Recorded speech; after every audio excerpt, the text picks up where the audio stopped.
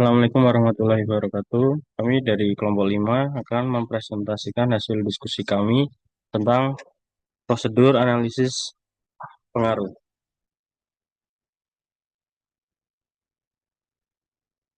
yang beranggotakan, yaitu yang pertama saya sendiri Muhammad Ridwan Firdaus NPM 0027, selanjutnya Tasya Agustina NPM 22007, selanjutnya Santi Maretina NPM 23004, selanjutnya Evi Solikati NPM 230013, selanjutnya Riyadhatul Kanifa NPM 230017, selanjutnya Dwi Tri Utami NPM 230029.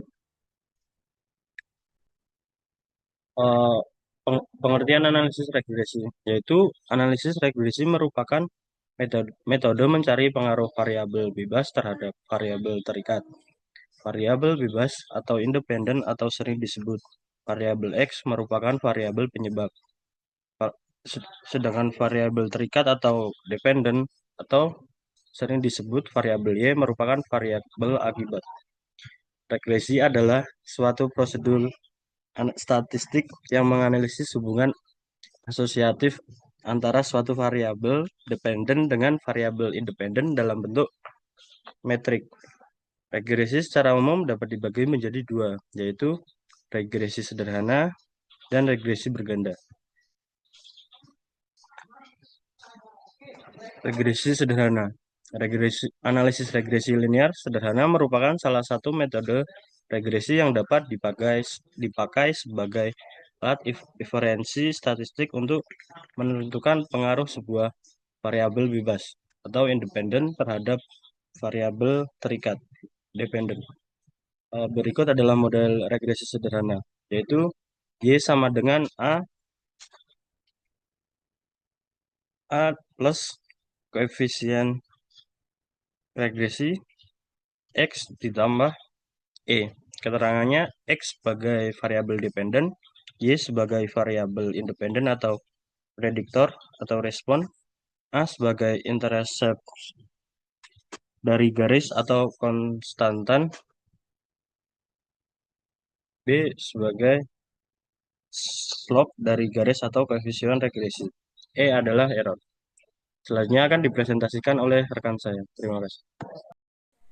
Saya Tasya Agustina, NPM 2201020007, izin melanjutkan penjelasan dari rekan saya, yaitu mengenai regresi berganda. Regresi berganda adalah model regresi atau prediksi yang melibatkan lebih dari satu variabel bebas atau prediktor. Perbedaan dari regresi berganda dengan multivarian regression, yaitu regresi berganda adanya lebih dari satu variabel prediktor atau variabel bebas atau variabel independen. Rumus persamaan regresi berganda dapat dijabarkan antara lain yaitu Y sama dengan A ditambah BX1 ditambah BX2 ditambah BXN ditambah E. Adapun keterangannya yaitu X1, X2, X sampai dan Xn adalah variabel dependen. Y adalah variabel independen atau prediktor. A adalah intercept dari garis, B adalah slope dari garis, dan E adalah error. Jenis-jenis regresi berganda diantaranya yaitu yang pertama, regresi linear berganda. Logistik berganda adalah model regresi berganda jika variabel terikatnya adalah data dikotomi. Dikotomi artinya dalam bentuk kategorik dengan jumlah kategori sebanyak 2 kategori. Terdapat dua metode yang sering dipakai dalam jenis regresi ini, yaitu metode logit dan probit. Yang kedua yaitu regresi ordinal berganda. Regresi ordinal berganda adalah analisis regresi di mana variabel terkait adalah berskala dan data ordinal. Keunikan regresi ini yaitu variabel bebasnya adalah data kategorik atau kualitatif, maka disebut sebagai faktor. Sedangkan data numerik atau kuantitatif maka disebut sebagai covariates. Yang ketiga yaitu regresi multinominal berganda. Regresi multinominal berganda adalah jenis regresi di mana variabel terikat adalah data nominal dengan jumlah kategori lebih dari 2 dan variabel bebas adalah lebih dari 1 variabel. Dan yang terakhir adalah regresi data panel berganda. Regresi data panel berganda adalah perkembangan dari jenis-jenis lainnya, yaitu dengan adanya kompleksitas berupa data time series atau runtut waktu. Selanjutnya yaitu MRA atau Moderated Regression Analysis. Moderated Regression Analysis atau MRA atau uji interaksi merupakan aplikasi khusus regresi linear berganda di mana persamaan regresinya mengandung unsur interaksi atau perkalian dua atau lebih variabel independen dengan rumus persamaan sebagai berikut. Y sama dengan A ditambah B1X1 ditambah B2X2 ditambah B3X1X2 ditambah E. Keterangannya yaitu yang pertama A adalah konstansa, B1 adalah koefisien pengaruh langsung X1 terhadap Y, B2 adalah koefisien pengaruh langsung X2 terhadap Y, B3 adalah koefisien interaksi antara X1 dan X2, dan yang terakhir E adalah error.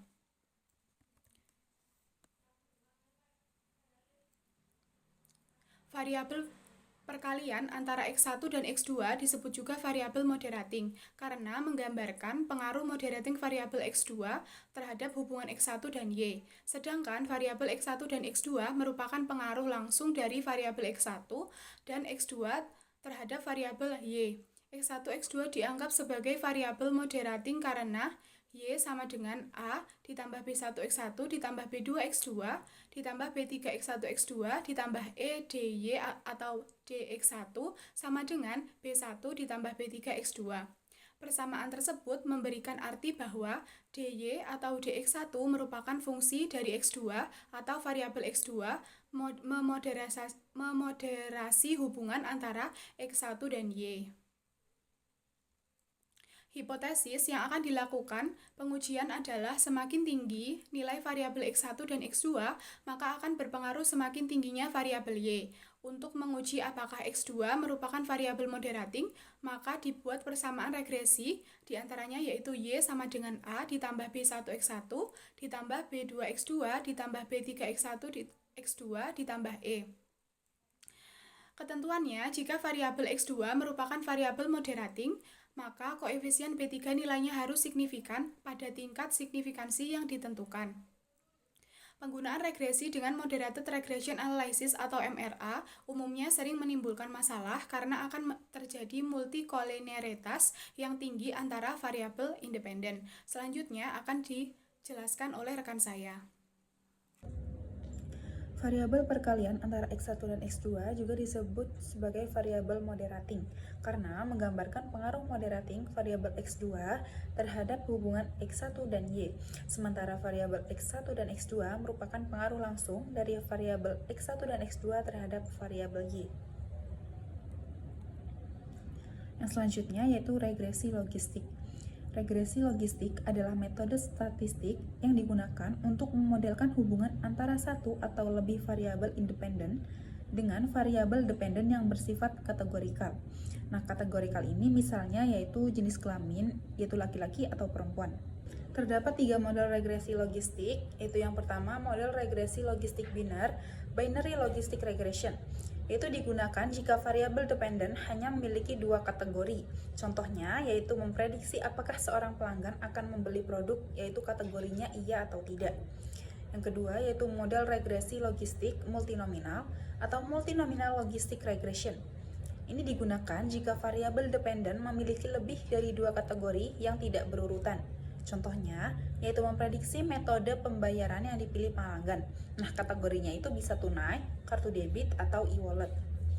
Yang ketiga, yaitu model regresi logistik ordinal atau ordinal logistic regression. Ini digunakan jika variabel dependen memiliki lebih dari 2 kategori yang berurutan. Contohnya, yaitu memprediksi tingkat kepuasan pelanggan.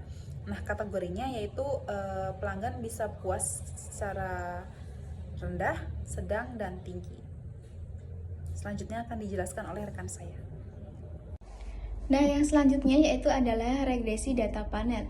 Regresi data panel adalah gabungan antara 2 cross section dan data time series, di mana unit cross section yang sama diukur pada waktu yang berbeda. Dengan kata lain, data panel merupakan data dari beberapa individu sama yang diamati dalam kurun waktu tertentu. Ya, di mana untuk persamaan regresi data panel terdapat dua macam. Yang pertama yaitu on-way model, yaitu diukur dengan YIT sama dengan delta A ditambah delta AI ditambah XIT, beta ditambah EIT. Dan yang kedua terdapat rumus two-way model, yaitu YIT sama dengan delta A ditambah delta AI ditambah ST ditambah XIT, beta ditambah EIT. Nah, di mana delta A itu sama dengan konstanta, beta yaitu vektor berukuran P dikali 1 merupakan parameter hasil estimasi, XIT yaitu observasi ke IT dari P variabel bebas, delta I yaitu efek individu yang berbeda-beda untuk setiap individu ke I-nya. Dan yang terakhir adalah EIT yaitu error regresi seperti halnya pada model regresi statistik. Nah, untuk yang selanjutnya yaitu adalah analisis jalur. Analisis jalur atau path analysis adalah sebuah metode statistik yang digunakan untuk mengukur hubungan kompleks antara berbagai variabel dalam sebuah model. Tujuan utama dari analisis jalur yaitu adalah untuk memahami bagaimana variabel-variabel itu saling mempengaruhi satu sama lain dalam suatu rangkaian hubungan sebab akibat. Nah, untuk prosedur analisis jalur itu diawali dengan penyusunan model teoritis yang menjelaskan hubungan sebab akibat antara variabel penelitian. Model tersebut kemudian dituangkan dalam diagram jalur dan diterjemahkan ke dalam persamaan struktural berupa persamaan regresi, di mana di setiap variabel endogen dianalisis menggunakan regresi untuk memperoleh koefisien jalur yang berasal dari nilai koefisien regresi terstandarisasi atau standardized beta. Koefisien jalur ini menunjukkan besarnya pengaruh masing-masing variabel terhadap variabel lain dalam Nah, untuk tahapan penentuan model estimasi pada regresi data panel itu dimulai dengan penentuan model estimasi yang itu di dalamnya terdapat common effect model, fixed effect model, dan random effect model. Yang selanjutnya yaitu langkahnya penentuan model metode estimasi, yaitu terdapat metode Coutts, Lagrange multiplier, dan Hausman test. Dan tahapan yang ketiga yaitu adalah pengujian asumsi dan kesesuaian model, di mana terdapat uji normalitas, multikolinearitas, heterokedasitas, dan autokorelasi.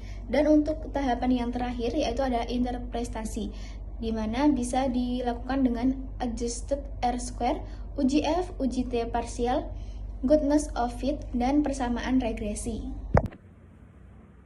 Yang selanjutnya proses analisis jalur. Proses analisis jalur ini ada 7. Yang pertama, penentuan variabel. Kita mengidentifikasi variabel yang akan dimasukkan dalam model analisis jalur. Variabel ini bisa berupa variabel independen dan variabel dependen. Yang kedua, spesifikasi model. Spesifikasi model ini kita menganalisis jalur yang menggambarkan hipotesis hubungan antara variabel-variabel yang telah ditentukan. Model ini dapat berbentuk diagram jalur. Yang ketiga, pengumpulan data. Di pengumpulan data, kita diperlukan untuk menguji model analisis jalur. Data ini dapat berupa data observasi atau data yang dikumpulkan melalui survei. Yang keempat, analisis statistik. Analisis statistik menggunakan perangkat lunak statistik seperti SPSS, R, atau SEM. Untuk menganalisis data, analisis jalur akan menghasilkan informasi tentang sejauh mana model sesuai dengan data yang ada. Yang kelima, evaluasi model. Evaluasi model analisis jalur melibatkan pengujian hipotesis, seperti pengujian signifikasi koefisiensi jalur. Yang keenam, presentasi hasil. Hasil analisis jalur dapat dipresentasikan dalam bentuk tabel, grafik, atau laporan. Yang ketujuh, itu ada interpretasi. Interpretasi hasil analisis jalur untuk mengambil kesimpulan tentang hubungan antar variabel dan sejauh mana model mendukung hipotesis yang diajukan. Yang selanjutnya, Structural Equation Modeling atau SEM. Structural Equation Modeling atau SEM adalah salah satu teknik analisis statistik yang digunakan untuk membangun dan menguji model statistik dalam bentuk model-model sebab akibat. Menurut Ferdinand tahun 2002, asumsi-asumsi yang harus dipenuhi dalam prosedur pengumpulan dan pengolahan data yang dianalisis dengan pemodelan SEM adalah normalitas, outliers, dan multikolinearitas. Yang selanjutnya yaitu Structural Equation Modeling atau SEM. SEM terbagi menjadi dua komponen utama, yaitu struktural dan equation model. Persamaan struktural atau structural equation dirumuskan untuk menyatakan hubungan kausalitas antara berbagai konstruk. Variabel endogen sama dengan variabel eksogen ditambah dengan variabel endogen ditambah dengan error. Misalnya hubungan antara variabel kepercayaan pelanggan dengan loyalitas pelanggan atau endogen. Yang kedua yaitu persamaan model atau equation model mengacu pada persamaan matematis yang digunakan untuk menggambarkan hubungan antar variabel dalam model struktural.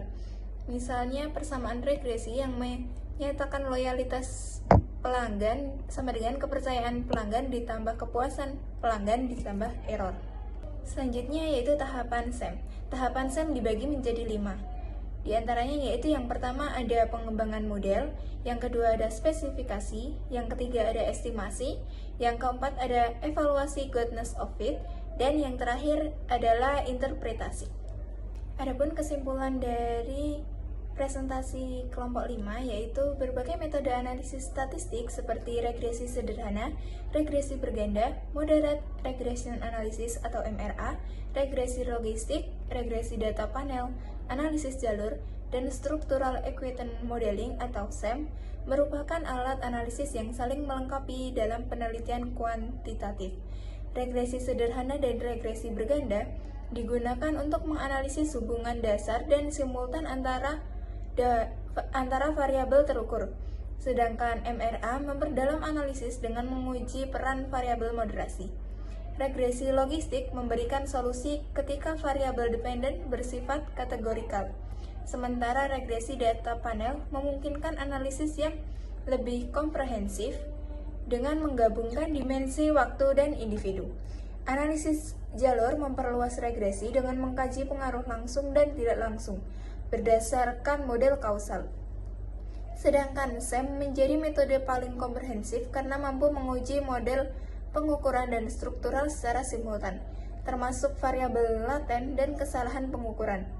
Oleh karena itu, pemilihan metode analisis harus disesuaikan dengan tujuan penelitian, karakteristik data, serta kompleksitas model teoritis agar hasil penelitian yang diperoleh valid, reliabel, dan dapat dipertanggungjawabkan secara ilmiah. Sekian presentasi dari kelompok kami, kurang dan lebihnya mohon maaf. Semoga ilmunya bermanfaat. Wassalamualaikum warahmatullahi wabarakatuh.